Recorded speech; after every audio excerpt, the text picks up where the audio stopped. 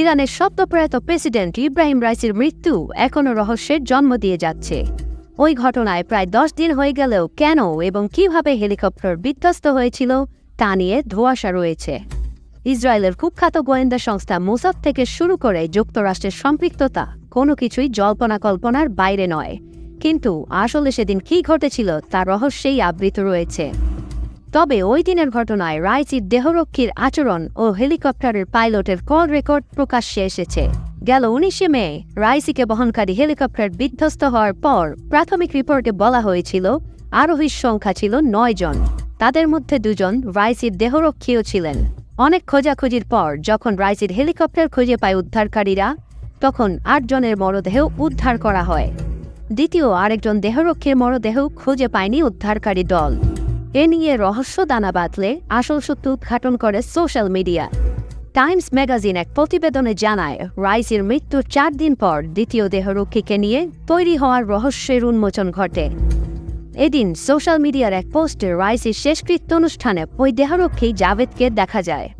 জানা যায়, একেবারে শেষ মুহূর্তে জাভেদের বস মেহেদি মোসাভি তাকে রাইসির হেলিকপ্টার থেকে নেমে যেতে বলেন, আর তাই সেদিন প্রাণে বেঁচে গিয়েছিলেন জাভেদ। কিন্তু রহস্য বাড়ছে মোসাভিকে নিয়ে। হেলিকপ্টার বিধ্বস্তের ঘটনার পর মোসাভির বাবা ইরানের রাষ্ট্রীয় টেলিভিশনকে বলেন তার ছেলে জানত সে আর ফিরবে না। তিনি বলেন, আমার ছেলে ওই সফরের আগের রাতে বাসায় এসেছিল, বিদায় জানিয়ে গাড়িতে ওঠে, কিন্তু কিছুক্ষণ পর ফিরে এসে 20 মিনিট আবার বাসায় অবস্থান করে, আবার গাড়িতে উঠে চলে যায়, কিন্তু কিছুক্ষণ পর ফিরে এসে 10 মিনিট বাসায় ছিল মোসাভি।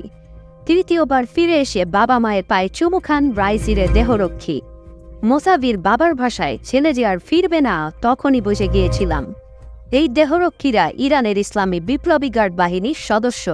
এই বাহিনীর বিশেষ ইউনিট সেপাহ আনসার আল মাহাদি ইরানের শীর্ষ নেতাদের ব্যক্তিগত নিরাপত্তার দায়িত্ব পালন করে থাকে। এমনকি তাদের কাছে সিকিউর কমিউনিকেশনের ফোন থাকে, সেগুলো আবার লোকেশন ট্র্যাকার হিসেবে ব্যবহার করা হয়। মোসাভির কাছেও এমন একটি ফোন থাকার কথা, কিন্তু তারপরও রাইসি সহ অন্যান্যদের খুঁজে বের করতে 16 ঘন্টা লেগে যায়। এই ঘটনার পর থেকেই একের পর এক রহস্য দানা বেঁধে চলেছে। আসলে রাইসি হত্যার সাথে কে জড়িত? ইসরায়েলের মোসাদ বাহিনী নাকি ইরানের অভ্যন্তরীণ চক্রান্ত?